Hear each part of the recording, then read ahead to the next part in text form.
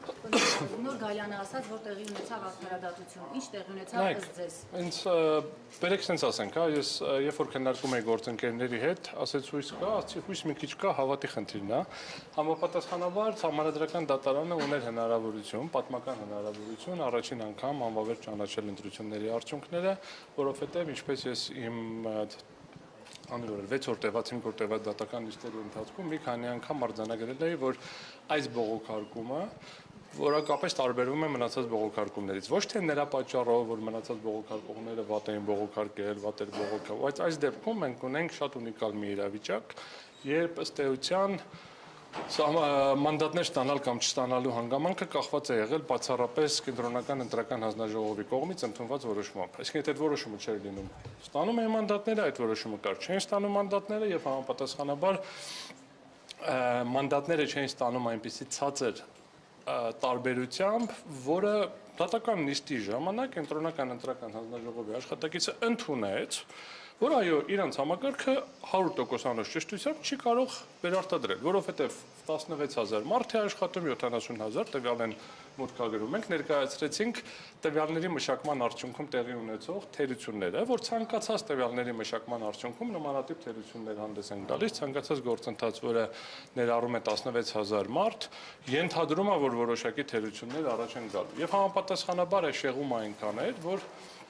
միջազգային պրակտիկայում ընդունված իօքուտ ընտրողի կոնցեպտը ենթադրում էր, որ եթե դատարանը նույնիսկ չուներ համոզմունք, որ անցել է 4%-ը թե չի անցել, ապա պետք է պաշտպաներ ընտրողների ձայնը։ Ցավոք սրտի մենք չունեցանք այն, ինչը կարող էինք ունենալ, Սահմանադրական դատարանը կարող էր վերահաստատել այդ խախտումները, որը շատ հստակ միանշանակ ցույց էր տրվել դատական գործի շրջանակներում եւ դրանով իսկ բարձրացնել վստահությունը դատական համակարգի։ Ես համոզված եմ, որ համոզիչ էր։ Բայց ինչու։ Ասում ես համոզված եմ, որ համոզիչ էր։ Ժամանակը կանցնի, որոշ ժամանակ հետո կպարզվի այլ ինչ հանգամանքներ են ազդել նմանատիպ որոշում կայացնելու վրա։ Քաղաքական սա հրահանգի հետևանքով։ Ես հիմա ավել ինֆորմացիա, ասեք, ավարտեմ, ես ավել ինֆորմացիա հիմա ավել կարծիք չասեմ, բայց ակնհայտ է, որ դատական նիստի շրջանակներում ներկայացված ապացույցների նյութերի ուսումնասիրությամբ միանշանակ էր, որ պետք է կայացվեր առնվազն։ Ինչի եմ ասում առնվազն, որովհետև գործընկերները նաև թվային ճշտությամբ ցույց էին տվել, օրինակ քաղաքացիական պայմանագիր կուսակցության կողմից հիմնադրամի թույլատրելի չափից ավել ծախսերը, բայց առնվազն ԲՀԿ-ն պետք է ստանար մանդատներ։ Եվ ինչի եմ սա ասում, ժամանակը ցույց կտա, որովհետև ցանկացած այլ մաթեմատիկա միշտ էլ կարելի է փորձել ինչ-որ արգումենտ գտնել, ինչի հիմնավորել, հա, ինչ-որ տենց խելոք տեքստով հիմնավորել, որ գիտեք ինչ այս դեպքերում, ասենք, կա մի հատ դատական ակտ, հակասահմանադրականություն չեն քննարկում, չեն քննարկում, փուլի խնդիր չի, բայց կրկնում եմ, բոլորի աչքի առաջ է տեղի ունեցել գործընթացը։ Երբ որ կենտրոնական ընտրական հանձնաժողովը տեղյակ լինելով դիտավորյալ չի կանգնացրել քվեարկությունը, հետո քվեարկության արդյունքները անվավեր է ճանաչել։ Հայաստանի Հանրապետության բոլոր քաղաքական ուժերը պետք է պատրաստ լինեն, որ հետագայում կենտրոնական ընտրական հանձնաժողովը ցանկացած քանակի տեղամասերը ուղղակի անվավեր է ճանաչելու ինչ որ հանգամանքներում, որովհետև միշտ է լինելու են խախտումներ եւ ազդելու ընտրությունների արդյունքների վրա։ Մի քայլ էլ առաջ գնանք։ Ինչի ընդամենը 2 տեղ անվավեր ճանաչել։ Իրականում ինքը մեծ ուրախությամբ 30 տեղ անվավեր կճանաչեր եւ օրինակ Հայաստան դաշինքն չէր հաղթահարի 8%-ը։ Մի հատ պատճառ կար դրա համար, որ դա չի արել։ Ընդամենը մի պատճառ։ Սահմանադրությունը երաշխավորում է 3 ուժի անցնելը ազգային ժողով։ Եթե երաշխիքը չլներ, համոզված եղեք 20 30, 50, ինչ-որ տեղամասերում, ինչ-որ խախտումների արդյունքներով անվավեր կճանաչեն։ Եվ ԲՀԿ-ի հաջորդ քայլերի։ ԲՀԿ-ի հաջորդ քայլերի հետ կապված գործընկերները կներկայացնեն քաղաքական թիմը ինչ է անելու։ Առնվազն կա որոշումը վերջնական է, ինչպես նշեցիք, իրավական գործընթացներ շարունակ, մի քանի իրավական գործընթացներ կան կքննարկենք եւ դրանց հետ կապված գործողությունները հետագա պարզ կլինի, իսկ քաղաքական դաշտում ես ոչ եմ տիրապետում հետագա քայլերին, այսինքն գործընկերները կարող են ներկայացնել։ Անո, դուք սա որակում եք իրավական որոշում թե քաղաքական։ Սահմանադրական դատարանի որոշումները միշտ իրավաքաղաքական են, որովհետև սահմանադրական իրավունքը ինքնին քաղաքական իրավունք է։ Բայց սահմանադրական դատարանը ընտրական վեճերով կամ ընտրությունների արդյունքներում ընտրությունների արդյունքներով ընդունված ակտերի վիճարկման հետ կապված վեճերով հանդես է գալիս որպես հենց դատարան, ինքն այն առաջին աջանի դատարանը, պարզ ասած, ով պետք է քննի այդ որոշումների իրավաչափության հարցը։ Եվ միշտ էլ կա քաղաքական կոմպոնենտ, բայց սա այն դեպքն է, երբ որ շատ հստակ էր, միանշանակ էր, այսինքն մարդիկ տեսել են, բոլորի աչքի առաջ է, եւ բոլորը տեսան, որ ցավոք սրտի Սահմանադրական դատարանը մասնակից եղավ կամ առնվազն չկանգնեցրեց ձայնագողությունը։ Հիմա որպես փաստաբան ես պիտի ասեմ դե դատարանի ակտը այս ակտի հետ պետք է համահաշտվենք, չէ։ Մենք կարող ենք նայենք ստատիստիկան Սահմանադրական դատարանի, ու ինչ եղավ, մարդիկ ժամանակին վստահությունը կտրուկ ավելացել էր, բավականին մեծ քանակությամբ դիմումներ կար, հիմա դիմումները պակասել են։ Սահմանադրական դատարանը տարեկան միջև 10 գործով պլյուս-մինուս որոշումներ է կայացնում, ընդ որում տենց համեմատաբար այդպես փոքր ազդեցություն ունեցող քաղաքական տեսակետից գործերով, հա, երբ որ մենք տեսնում ենք քաղաքական կարևոր գործեր, ապա ակնհայտ է քաղաքական ազդեցություն։ Երբ որ մենք բարձրաձայնում ենք Սահմանադրական դատարանի վրա հարձակման հետևանքները, երբ որ ոչ իրավաչափ եղանակով սահմանադրության փոփոխություն տեղի ունեցավ, որի արդյունքում ըստ էության հիմա ես լսումների ամենասկզբում նշեցի Սահմանադրական դատարանի բոլոր դատավորները նշանակվել են մի քաղաքական ուժի կողմից այդ։ Ես ամենասկզբում, երբ որ քննարկում են գործընկերների հետ ինչ ակնկալիք կա այս գործընթացից, շատ պարզ ասել եմ, որ կա նվազագույն ակնկալիք, որ բոլորին պարզ կլինի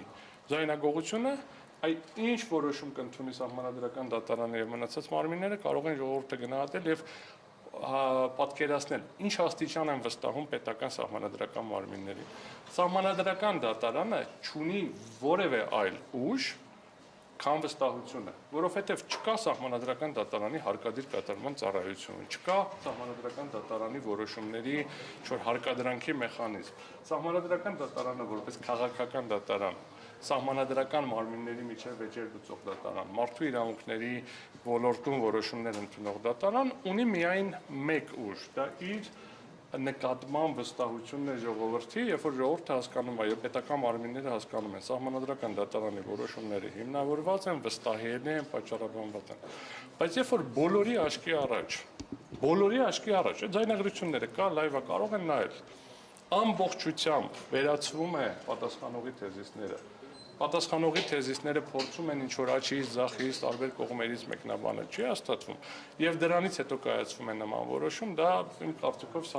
խիստ խնդրահարույց է, փափուկ բառ օգտագործեմ։ Ամեն դեպքում, եթե չեմ սխալվում, երրորդյա ժամկետում որոշումը կհրապարակվի, կտեսնենք որոշման մեջ ինչ պատճառաբանություններ են գրել, բայց մինչև այդ պատճառաբանություններին անդրադառնանք, կրկին ուզում եմ արձանագրեմ, որ Սահմանադրական դատարանը ոչ թե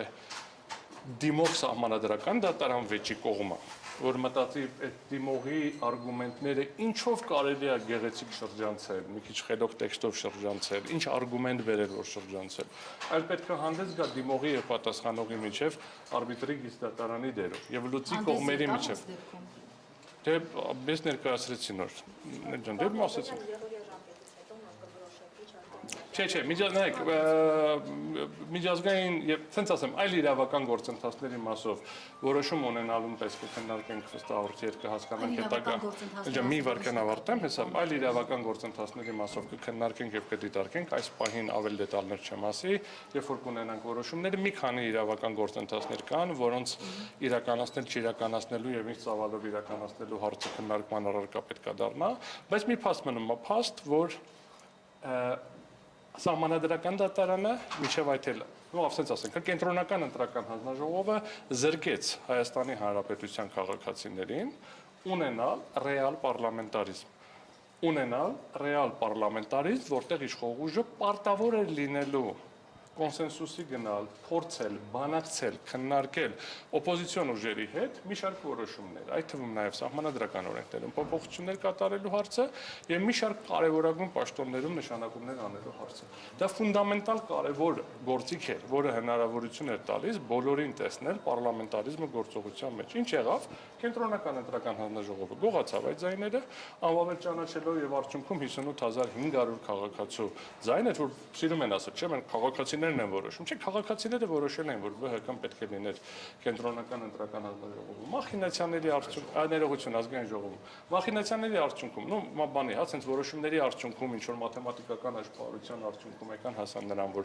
վերջում արձանագրեցին, որ ոնց որ թե չի անցել, եւ սահմանադրական դատարանը ունենալով հնարավորություն ձեռքը բռնել, չբռնեց։ Ինչից են վախեցել։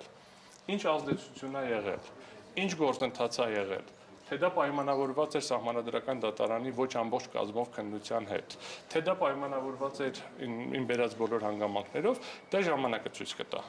Վերջի վերջո ես չեմ բացառում, որ դատարանի որոշ դատավորներ ունեին նման համոզմունք եւ կայացրել են նման որոշում, հա, այսինքն ըստ էության արձանագրելով, որ հարցադրումների ժամանակ մենք տեսանք որոշ դատավորների կողմնակալ մոտեցումը ըստ էության որոշակի հանգամանքներին, երբ որ հարցադրումները տալիս են։ Հետևաբար մենք կրկնեմ հետագա գործողությունները որոշումը ստանալուց հետո կորոշենք։ Այս դեպքում 7 դատավորները առանցին որոշումներ են կայացնում դրանք։ Չէ,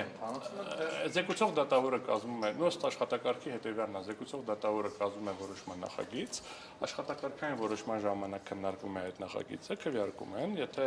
5 ձայն ստանում է այդ նախագիծը, համապատասխանաբար դա դառնում է վերջնական, ընդունվում է։ Եթե մեծամասնությունը դեմ է լինում, զեկուցող դատավորի փոփոխությունը տեղի ունենում, նոր զեկուցող դատավորը կազմում է նոր նախագիծ արդեն այլ որոշմամբ եւ դա նույնպես դրվում է քննարկման եւ քվեարկվում է, եթե 5 ձայն ստանում է, դեռ կարող է խմբագրական ինչ-որ բաներ փոխվեն, բայց կոնցեպտուալ դա է։ Պարոն Օրբելյան, այն քաղաքացիները, որոնց ձայնը ըստ էության որոշիչ չեղավ, անվավեր ճանաչվեցին, այդ քաղաքացիները կարող են դիմել միջազգային դատարաններ եւ կոնկրետ որ դատարան։ Նայեք, միջազգային դատարաններ դիմելու հնարավորություն արկայություն կա, ցավոք սրտի միջազգային դատարան դիմելու արդյունքում ընտրությունների արդյունքները չեն փոխվելու եւ Հայաստանը առնվազն 5 տարի կամ ինչքան որ կլինի հայ, այս ակնկալում են, որ ավելի կարճ չի ունենա հնարավորություն ամբողջական պարլամենտարիզմի գործիքակազմը կիրառել, ընդհանրապես մի գործիքն է կիրառվելու, 2/3 մեծամասնություն չկա, սահմանադրական փոփոխությունների մի շարք հարցերի համար ստիպված է լինելու ընդդիմության падգամավորների ընդդիմության հետ բանակցել, բայց այն գործիքը, որ մենք կարող ենք ունենալ, եւ դա շատ ավելի մոտ էր, դա էր քաղաքացիների կամքը, որպեսզի ազգային ժողովում լինեին 4 ուժեր, որովհետեւ կրկնում եմ, ոչ մեկը չի բարձրաձայնել, որ ԲՀԿ-ի օգտին ինչ որ միջամտություն է եղել այդ անվավեր ճանաչված տեղամասերում։ Բոլորի աչքի առաջ էր Վահագն Հովակիմյան, ասում են, հա, խնդիր չկա, զինվորները քվեարկել են, ոչ մի խնդիր չկա, միակ խնդիր առաջացավ այն ժամանակ, երբ որ պարզ դառավ, որ թվերը ճիշտ հաշվելու դեպքում ԲՀԿ-ն ասում է։ Քաղաքացիները ինչպես կարող են իրար Հավելյալ այդ մասով մենք հավելյալ տեղեկատվություն, եթե անհրաժեշտություն ունի, կտրամադրենք։ Շնորհակալ եմ։